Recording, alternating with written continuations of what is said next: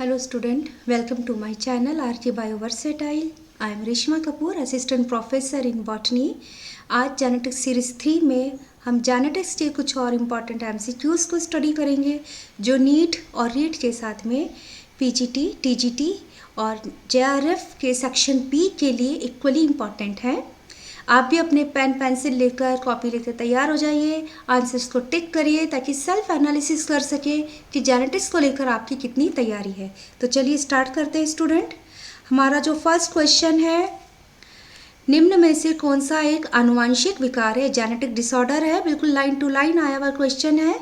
Option देखते हैं हम, वर्णांधता, हीमोफीलिया, फिनाइल कीटोयूरिया और ऑप्शन डी सभी। तो आपको पता है स्टूडेंट, कलर ब्लाइंडनेस, हीमोफीलिया और फिनाइल कीटोयूरिया ये तीनों जेनेटिक डिसऑर्डर है। करेक्ट ऑप्शन है डी।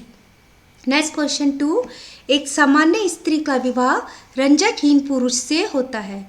उसकी आदि संतान में रंजकहीनता का लक्षण आता है, आदि में नहीं, तो स्त्री होगी।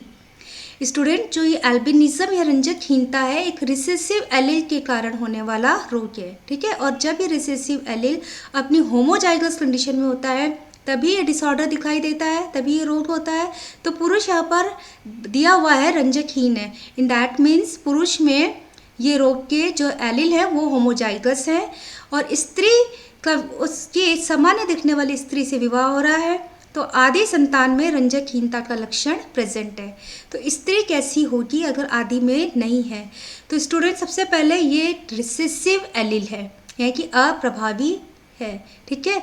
स्त्री हेट्रोजाइगस होगी तभी आदि में आया है। अगर स्त्री भी होमोजाइगस रखती है कि स्त्री भी रंजकहीन होती तो सभी संतानों में आता, ठीक है। तो इस तरह से हमारा जो करेक्ट ऑप्शन बनता है वो है बी, स्त्री हेट्रोजाइगस सामान्य होगी। होमोजाइगस सामान्य नहीं हो सकती क्योंकि स्त्री यहाँ पर दी हुई है सामान्य। होमोजाइगस अप्रभावी नहीं हो सकती क्योंकि स्त्री में रोग दिखाई नहीं दे रहा, स्त्री सामान्य दिख रही है। ना ही होमोजाइगस प्रभावी हो सकती है क्योंकि एलील जो है वो रिसेसिव एलील होता है, ठीक है। तो option B is correct. Next question 3 पढ़ते हैं। दो सदस्य जो प्रत्येक बीबी जीनोटाइप रखते हैं के मध्य क्रॉस कराने पर 4 संतति प्राप्त होती है। इनमें से प्रत्येक संतति में अप्रभावी लक्षण रखने की प्रायिकता होगी। स्टूडेंट, बहुत सिंपल क्वेश्चन है। यहाँ पर हेट्रोजाइगोसिटी देखो एक ही कैरेक्टर के लिए दे रखी है, बीबी यानी कि मोनोहाइब्रिड क्रॉस, ठीक है। ये हो गया मोनोहाइब्रिड क्रॉस। मोनोहाइब्रिड क्रॉस में सेल्फिंग कराने पर जब हम हाइब्रिड का सेल्फिंग कराते हैं तो हमारे को 1:2:1 के रेशो में हमारे को जीनोटाइप मिलते हैं, जिसमें 4 में से केवल एक ही ऑफस्प्रिंग ऐसा होता है जिसमें रिसेसिव एलील्स प्रेजेंट होते हैं या प्रभावी लक्षण को दिखाते हैं, ठीक है। तो option A is correct. Next question 4, रंजकहीनता के लिए विषम युग्मजी तंबाकू पादप स्वपरागण पर 1200 बीज पैदा करता है। इनके अंकुरण से प्राप्त कितने नवोद्भिद पैतृक जीनोटाइप दिखाएंगे, ठीक है। यहाँ पर दिया हुआ है जो प्लांट रंजकहीनता के लिए तंबाकू का वो हेट्रोजाइगोसिटी है, ठीक है। विषम युग्मजी है, हेट्रोजाइगोसिटी दिखा रहा है और उसमें से 1200 बीज बने ऐसे हेट्रोजाइगस प्लांट की जब हमने सेल्फिंग कराई, ठीक है। 1200 बीज बने हैं, तो कितने प्लांट ऐसे होंगे जो पैतृक जीनोटाइप को दिखाएंगे? ध्यान रखिएगा स्टूडेंट, पैतृक जीनोटाइप दिया हुआ है, हमें पैतृक फिनोटाइप नहीं पूछा हुआ, ठीक है। तो जब भी हम किसी एक कैरेक्टर के लिए जब हेट्रोजाइगोसिटी में मोनोहाइब्रिड क्रॉस कराते हैं तो 1:2:1 का रेशो मिलता है और ये एल्बिनिज्म जो है ये रिसेसिव एलील के कारण होने वाला डिसऑर्डर है, राइट। तो कितने प्लांट ऐसे होंगे जो पेरेंटल जीनोटाइप को दिखाएंगे? तो ये यहाँ पर 2 प्लांट पेरेंटल जीनोटाइप को दिखाएंगे, हाइब्रिड प्लांट है हमारा, राइट। तो 1200 में से कितने बीज बनेंगे? 1200 में से 600 बीज ऐसे बनेंगे जो पेरेंटल जीनोटाइप को दिखाएंगे। नेक्स्ट क्वेश्चन 5, निम्न में से कौन सी दशा जो स्वयं में हानिकारक होते हुए भी मच्छर से फैलने वाले एक संक्रामक रोग से बचाव करती है? तो यहाँ देखिए स्टूडेंट, ऑप्शन देखते हैं, thalassaemia, sickle cell anaemia, leukaemia, उपरोक्त सभी। मीन्स कौन सा ऐसा रोग है, ऐसी दशा है जो अपने आप में हानिकारक है? सिकल सेल एनीमिया अगर आपको ध्यान है, ठीक है, लीथल जीन होता है ये। अगर ये होमोजाइगस कंडीशन में आ जाता है तो डेथ हो जाती है। लेकिन जो करियर होते हैं इसके, अगर आपने एनसीईआरटी भी अच्छी से पढ़ी है तो इसके जो सिकल सेल एनीमिया के कैरियर होते हैं वो मच्छर से होने वाले मलेरिया रोग के लिए प्रतिरोधी हो जाते हैं। तो ऑप्शन है करेक्ट हमारा बी। ठीक है, स्वयं में हानिकारक है, होमोजाइगस कंडीशन में हानिकारक है, लेकिन करियर होने पर यानी कि हेट्रोजाइगस होने पर ये मच्छर से होने वाले मलेरिया रोग के लिए बचाव करती है। नेक्स्ट है हमारा क्वेश्चन सी, मानव में त्वचा के रंग की वंशागति किसका उदाहरण है? हमारा करेक्ट ऑप्शन है बहुजीनी वंशागति। लाइन टू लाइन आया हुआ है। आपको पता है मानव में त्वचा का रंग जो है बहुजीनी वंशागति को फॉलो करता है। ठीक है, जिसमें जीन का एडिक्टिव जो है इफेक्ट होता है। जितने ज़्यादा डोमिनेंट जीन प्रेजेंट होंगे कलर जो है डार्कर साइड में होगा और रिसेसिव एलील होने पर कलर लाइटर साइड में जाएगा। नेक्स्ट क्वेश्चन 7th पढ़ते हैं। मक्का पर जीन विनिमय प्रयोग करते समय वैज्ञानिक को जीन ए, बी, सी तथा डी 4 जीन दिए हुए हैं के मध्य जीन विनिमय का निम्न प्रतिशत प्राप्त हुआ। जीन ए तथा डी के बीच 10%, ए तथा सी के मध्य 3%, सी तथा डी के मध्य 7%, ए तथा बी के मध्य 5% और जीन सी तथा बी के मध्य 8%। उपरोक्त प्रेक्षण के आधार पर गुणसूत्र पर gene A, B, C, D की रेखीय व्यवस्था क्या होगी? स्टूडेंट यहाँ पर आपको दिया हुआ है ए और डी के बीच में क्रॉसिंग ओवर का परसेंट। ठीक है, ए और डी के बीच में दिया हुआ है आपको 10% में सबसे ज़्यादा दे रखा है ना? आपने देखा ए और डी के बीच में 10% दिया हुआ है क्रॉसिंग ओवर का परसेंट। मीन्स जितना ज़्यादा जो डिस्टेंस पर होता है आपको पता है जीन, उतना ज़्यादा उनमें क्रॉसिंग ओवर की प्रोबेबिलिटी बढ़ जाती है। ए और सी के बीच में दे रखा है 3%। जैसे सपोज सी यहाँ पर है 3%, हमारे को दिया हुआ है सी और डी के बीच में 7%। तो इस सी और डी के बीच में 7% अपने आप करेक्ट हो गया। 3 और 7 मिलकर हो गया 10 और ए और डी के बीच में दिया हुआ है 10%। तो हमारा ये सी की व्यवस्था यहाँ पर सही है। ठीक है, अब हम आगे जाते हैं। ए और बी के मध्य दिया हुआ है 5% और सी और बी के बीच में दिया हुआ है 8%। स्टूडेंट कहीं पर भी बी और डी के बीच में कोई भी हमारे को COV वैल्यू या जीन विनिमय नहीं दिया हुआ, उनकी कोई वैल्यूज़ हमारे को यहाँ नहीं बता रखी। तो लेकिन सी और बी के बीच में दे रखी है 8% और ए और बी के बीच में 5% दे रखी है। तो बी जीन की पोजीशन यहाँ पर होगी। यहाँ देखिए ए और बी 5%, ठीक है, ए और सी 3%, तो 5 और 3 मिलकर हो गए 8 और इस तरह से बी और सी की पोजीशन यहाँ पर फिट हो जाती है। ठीक है, बी और सी के बीच में जो गैप हो गया वो व्यवस्था हो गई 8। ठीक है, तो हमारा करेक्ट ऑप्शन हो गया BACD। तो इस तरह से गुणसूत्र पर रेखीय क्रम में जीन B, A, C और D स्थित है। हम जीन B को इस साइड में नहीं डाल सकते क्योंकि यहाँ पर हमें कहीं भी D और B के बीच में कोई अरेंजमेंट नहीं दिखाई देता, नहीं दिया हुआ। ठीक है, नेक्स्ट क्वेश्चन 8, संततियों में क्या अनुपात अपेक्षित होगा यदि पिता वर्णांध तथा माता के पिता वर्णांध है? यहाँ पर कलर ब्लाइंडनेस की बात हो रही है। ठीक है, आपको पता है कलर ब्लाइंडनेस एक सेक्स लिंकेज डिसऑर्डर है और फीमेल्स जो है इसकी करियर होती हैं, इसकी जो वंशागति क्रिस क्रॉस टाइप की होती है। क्रिस क्रॉस वंशागति मीन्स फादर से डॉटर में एंड डॉटर से फिर ये ग्रैंड सन में जाती है। ठीक है, हमें दिया हुआ यहाँ पर पिता वर्णांध है और इसका जो एलील है, जो जीन है, वो X क्रोमोसोम पर प्रेजेंट होता है। तो पिता जो है कलर ब्लाइंड है, ये पिता का जीनोटाइप हो गया कलर ब्लाइंडनेस के लिए। और माता के पिता वर्णांध है मीन्स माता कैसी हुई, माता कैरियर हुई यहाँ पर। ठीक है, तो माता के पास इसका जीन है लेकिन माता का जो दूसरा X क्रोमोसोम है वो नॉर्मल है, माता यहाँ पर कैरियर हुई। अब ऑप्शन देखते हैं क्या हमें दिए हुए 50% पुत्रिया वर्णांध, सभी पुत्र वर्णांध, सभी पुत्रिया वर्णांध, सभी पुत्र सामान्य। देखिए स्टूडेंट, ये ऑप्शन अपने आप में गलत हो जाता है। सभी पुत्र सामान्य नहीं होंगे, क्योंकि पुत्रों को एक एक्स क्रोमोसोम माता से मिलता है और माता जो है कैरियर है, तो पॉसिबिलिटी है इस वाले एक्स क्रोमोसोम की पुत्र में आने की। और जैसे ही ये एक्स क्रोमोसोम पुत्र में आएगा, पुत्र जो है वर्णांध हो जाएगा। राइट। नेक्स्ट, सभी पुत्र वर्णांध, ये गलत हो गया अपने आप में। नेक्स्ट ऑप्शन देखते हैं, सभी पुत्र सामान्य, ये भी गलत हो गया क्योंकि करियर है माता, ठीक है। और लेकिन सभी पुत्र वर्णांध नहीं होंगे क्योंकि माता का एक एक्स क्रोमोसोम सामान्य है, ठीक है। तो ये दोनों ऑप्शन बी और डी हमारे गलत हो गए। नेक्स्ट चलते हैं, सभी पुत्रियां वर्णांध, ये भी ऑप्शन गलत है। कैसे गलत है? पुत्रियों को एक एक्स क्रोमोसोम अगर पिता से मिलेगा जो कि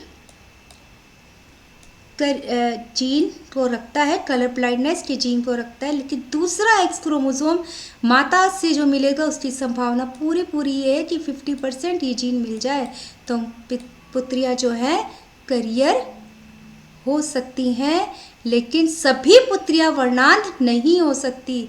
तो संभावना क्या है? ऑप्शन ए की 50% पुत्रियां वर्णांध हो। कैसे?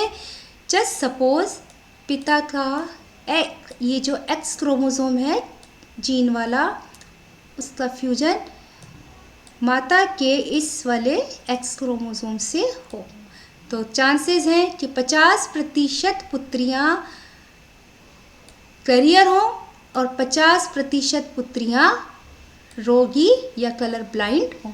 तो ऑप्शन ए राइट है, ठीक है। नेक्स्ट क्वेश्चन 9, ए तथा बी जीन सहलग्न है।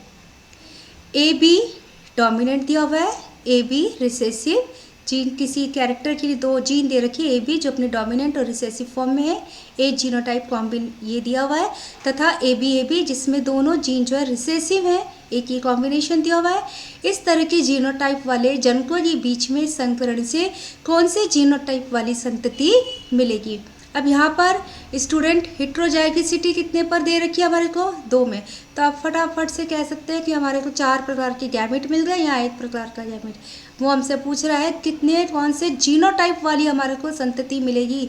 और आपको ध्यान रखना है कि ए और बी जीन कैसे हैं, ये सहलग्न हैं, मीन्स इनके बीच में कॉम्बिनेशंस होने की प्रोबेबिलिटी नहीं है, ठीक है। तो क्या प्रोबेबिलिटी है, कैसे इनके गैमेट्स बन सकते हैं? इसके बीच में जो है गैमेट बनने ए बी या ए बी, और इससे जो गैमेट बनेंगे वो बनेंगे ए बी टाइप के, ठीक है। तो कैसे जीनोटाइप वाली संतति मिलेगी?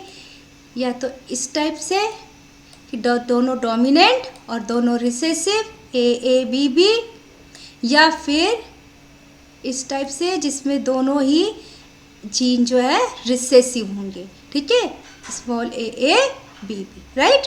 नेक्स्ट क्वेश्चन 10, यदि पिता का जीनोटाइप सामान्य है और माता हीमोफीलिया की वाहक है तो? अब अगेन देखिए, हीमोफीलिया जो है सेक्स लिंकेज डिसऑर्डर है, ठीक है। एक्स क्रोमोसोम पर इसका जीन होता है। यहाँ पर हमें दिया हुआ है पिता सामान्य है, तो ये पिता हो गया सामान्य जीनोटाइप का और माता वाहक है। माता पर हीमोफीलिया का जीन प्रेजेंट है और दूसरा एक्स क्रोमोसोम उसका नॉर्मल है, ठीक है। तो क्या सभी लड़कियां करियर होंगी? सभी लड़कियां करियर नहीं हो सकती, ठीक है। लड़कियां सामान्य भी हो सकती हैं। अगर इस वाले स्पर्म का फ्यूजन इस एक्स से होगा तो यहाँ देखिए लड़कियां सामान्य हो गई, तो हमारा ये ऑप्शन गलत हो गया, ठीक है। सभी लड़कियां वाहक होंगी, गलत हो गया। सभी लड़कियां सामान्य होंगी, ये ऑप्शन भी गलत हो गया, क्योंकि इस एक्स का फ्यूजन, इस वाले स्पर्म का फ्यूजन इस वाहक जीन वाले क्रोमोसोम से हो सकता है, ठीक है। एक्स एच, ठीक है। तो सभी लड़कियां सामान्य भी नहीं हुई, तो ये ऑप्शन भी गलत हो गया।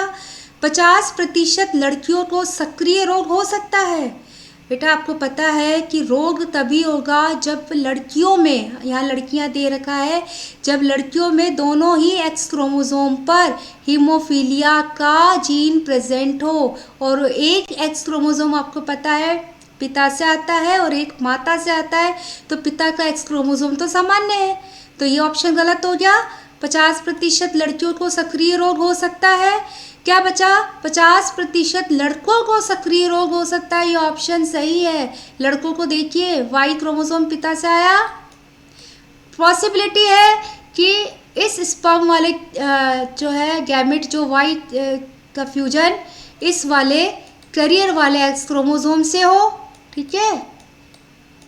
तो संभावना हो गई 50% लड़कों को सक्रिय रोग हो सकता है, तो ऑप्शन बी इज राइट। तो स्टूडेंट देखा आपने किस तरह से, अगर आपको कंसेप्ट क्लियर है, लॉजिक का यूज़ करके आप जो है बहुत इजीली बिना रट्टा मारे, ठीक है, समझकर जेनेटिक्स के इन क्वेश्चंस को सॉल्व कर सकते हैं। जेनेटिक्स के क्वेश्चन को सॉल्व करने के लिए आपको कंसेप्ट क्लियर होना ज़रूरी है और साथ में इसकी प्रैक्टिस ज़रूरी है। नेक्स्ट क्वेश्चन 11, मक्का में रंजकहीनता का कारण है। लर्निंग बेस्ड क्वेश्चन है।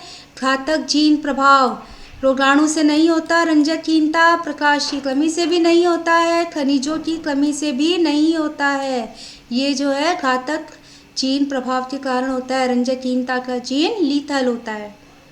क्वेश्चन नंबर 12, कौन सा एक लिंग सहलग्न लक्षण नहीं है, मीन्स सेक्स लिंकेज कैरेक्टर नहीं है। हीमोफीलिया आपको पता है सेक्स लिंकेज कैरेक्टर है, कलर ब्लाइंडनेस है, हाइपरट्राइकोसिस है, लेकिन गंजापन या बाल्डनेस सेक्स लिंकेज नहीं है। तो हमारे ऑप्शंस हो गए डी राइट, ये सेक्स लिंकेज कैरेक्टर नहीं है।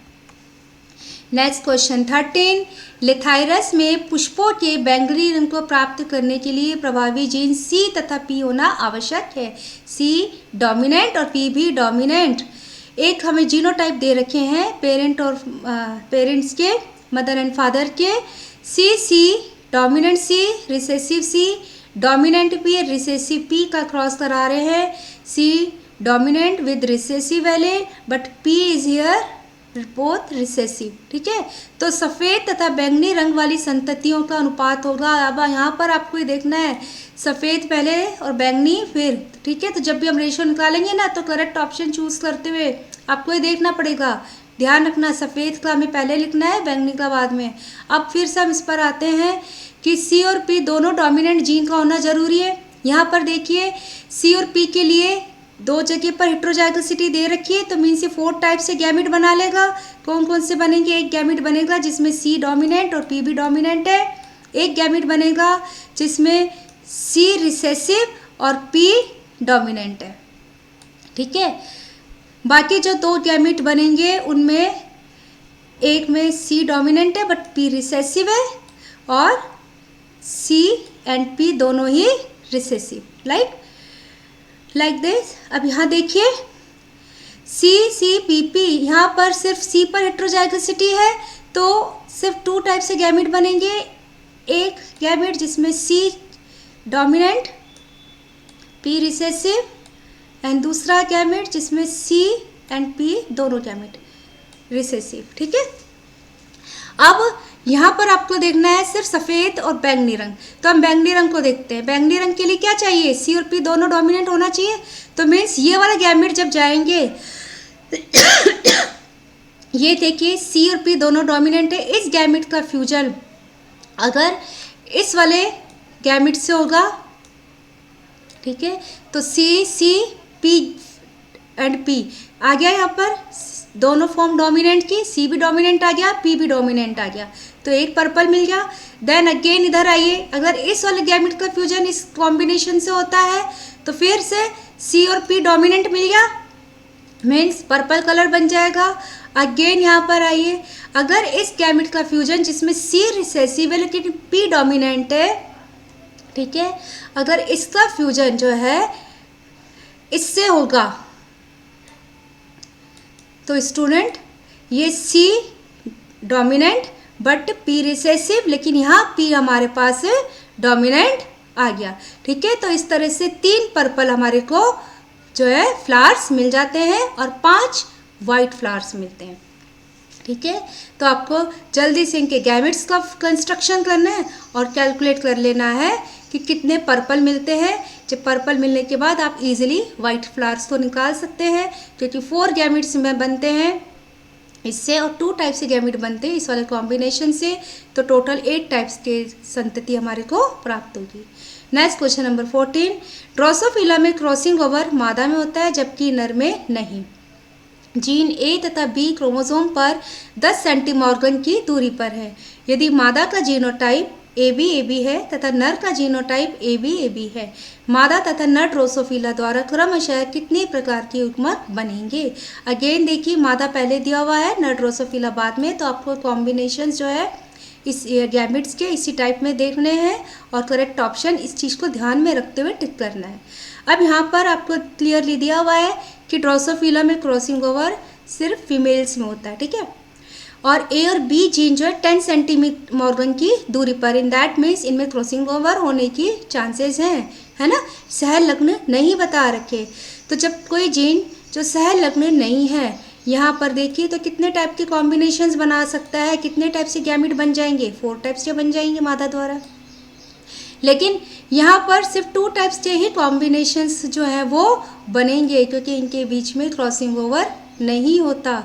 तो मादा द्वारा बन जाएंगे 4 प्रकार के और 2 प्रकार के बन जाएंगे नर ड्रोसोफिला द्वारा। तो करेक्ट ऑप्शन हो गया ए। नेक्स्ट क्वेश्चन 15, 2 सदस्य जो AB तथा वन्यजीव प्लस के लिए होमोजाइगस हैं के मध्य क्रॉस कराया जाता है। इनमें F2 पीढ़ी में 1000 में से 700 सदस्य पैतृक प्रकार के मिले। A तथा B जीन के मध्य दूरी क्या होगी। स्टूडेंट यहाँ पर देखिए, टोटल हमारे को F2 में से 1000 में से 700 ऑफस्प्रिंग या 700 सदस्य पैतृक प्रकार के मिलते हैं। ठीक है, तो नए कॉम्बिनेशंस कितने मिले, 300 हमारे को नए कॉम्बिनेशंस मिल गए। मतलब 300 ऐसे सदस्य हैं जो पेरेंट्स से कैरेक्टर्स में अलग लक्षण को दिखाते हैं। ठीक है, डिफरेंट हैं वो। अब ए और बी के बीच में दूरी कितनी है, तो इसको कैलकुलेट करने के लिए सिंपल फॉर्मूला है number of new recombinants, number of new recombinants upon number of new recombinants